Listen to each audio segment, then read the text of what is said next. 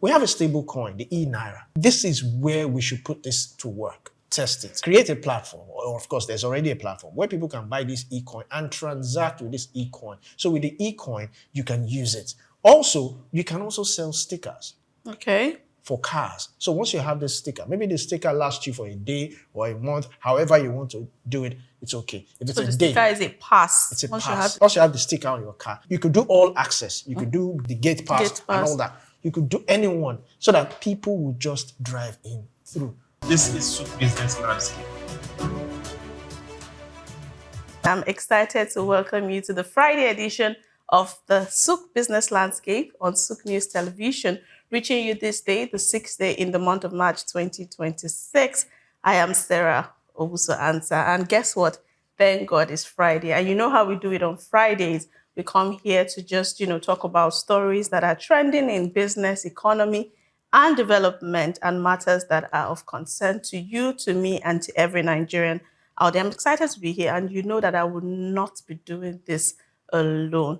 I have, just before we came on, there was something I called him, but I can't say that on air right now. No, I can't say that. But I have the amazing Olumide here with me, looking dope in his white attire. Good morning, Olumide. Good morning, Sarah. Good morning. Welcome to Souk Business Landscape. I'm Olumide Shokoya. Well, for you, maybe you like to come here, and I also like to come here and talk about the news, but I also like to do what Yorubas like to do, Owambe. Owambe. That's what Friday reminds me of. Is that the reason for the cap? They say if you put your cap as a Yoruba man, if you put your cap to the left, it means you are what? Married. If you put it to the right, you're single. Yes. But now yours is in the middle. What does that mean? No, it's to the left, actually. It's to the left, yes. Okay, so you guys have gotten the message there. And like Olumide said, aside discussing stories on the dailies, we also party and Owambe. But this morning is not for Owambe. It is to discuss stories on the headlines. Yesterday, we got the report that the President, Bola Ahmed Tinubu, has instructed a pause to the FAAN Cashless, that's the Federal Airport Authority of Nigeria's cashless policy program. And just this morning, we have another update where the body has come out to say the cashless policy is here to stay. That's a conversation we'll be looking into. Also, we have a conversation about how the Federal Executive Council is set to demolish and rebuild the Qatar Bridge. That's something we're also discussing today. We're also looking at the global oil prices. There have been a lot of fluctuation over the Israel-US war. This has affected global prices. Dangote Refinery also, increased prices, and it has been established that that price is even higher than the global oil price. We delve right into it this morning. The first story we'll be looking at this morning talks about airport payment system. Federal Airport Authority of Nigeria says the cashless policy is here to stay. It will remain. Now, the Federal Airport Authority of Nigeria, FAAN, says the cashless payment policy at the Nigerian airports will remain in place despite confusion and complaints following its recent rollout. The managing director, Olubumi Kuku, told journalists on Thursday that the directive remains a key government policy aimed at improving transparency and efficiency in airport transactions. She assured passengers that authorities are addressing operational challenges experienced during the rollout, adding that steps are being taken to improve payment systems and ease access at airport facilities for travelers and other airport users. Now, Olumide, myself and Chooks discussed this yesterday when we got the update that, so earlier on the 1st of March, we saw that it was rolled out, and that caused some sort of gridlock, heavy gridlock, particularly in Lagos and Abuja, the Murtala Mohammed Airport in Lagos and the Nnamdi Azikiwe International Airport in Abuja. And just yesterday, we got another update that the President, Bola Ahmed Tinubu, has, suspended it. But this morning, the Managing Director of FAAN, Olubumi Kuku, has said the move is here to stay and is designed to improve transparency and avoid leakages in revenue collection.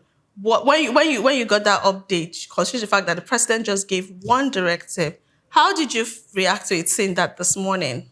Well, they just need to get their acts together. It's in Nigeria, we just come up with a policy and we roll it out. There's no transition phase. There should have been a sort of transition phase. Yeah. So you want to go cashless. Introduce the cashless system side by side with people paying cash and let it ease in. Right. I saw a very funny video of someone who came, I think it's a white man. He had to hop on a bike with luggages, so much luggages, because he wanted to escape the long queue. Just It was imagine quite funny. that. It wasn't funny, but it was also funny. Right. And this is some of the things that people go through. Now, I understand they want to reduce corruption in the airports, and they want to also try as much as possible to reduce the traffic of people coming, those who don't have any business.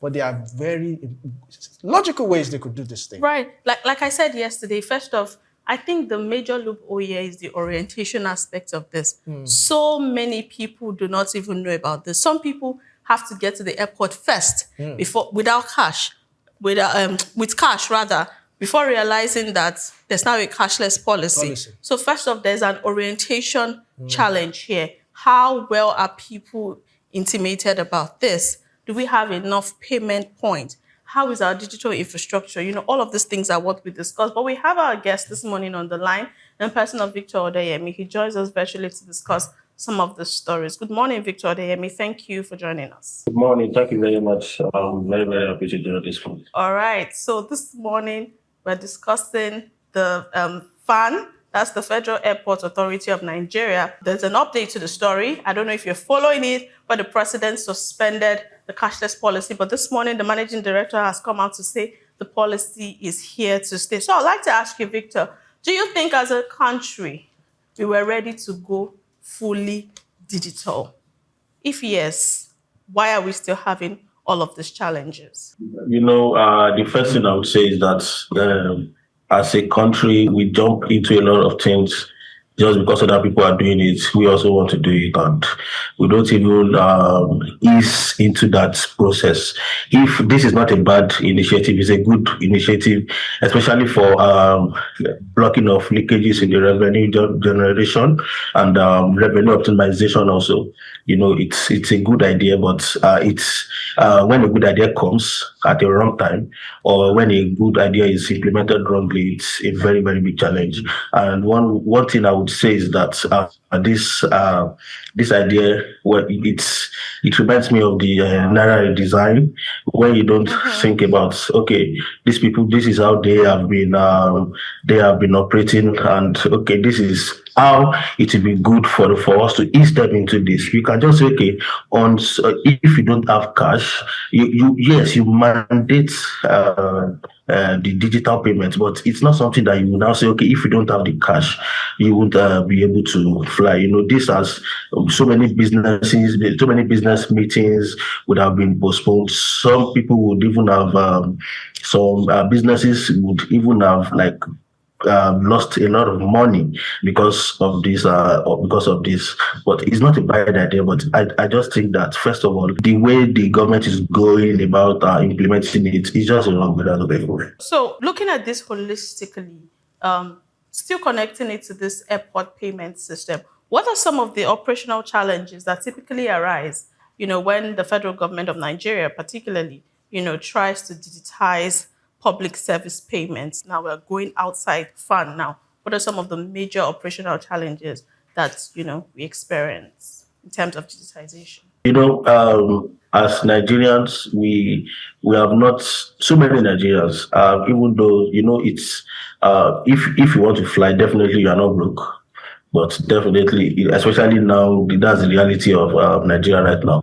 But no matter how rich you are, so many Nigerians have not still come to terms with the idea of digitization.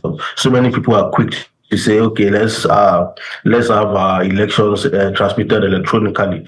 But now it's time to do just digital payment of flying, and it's a big challenge.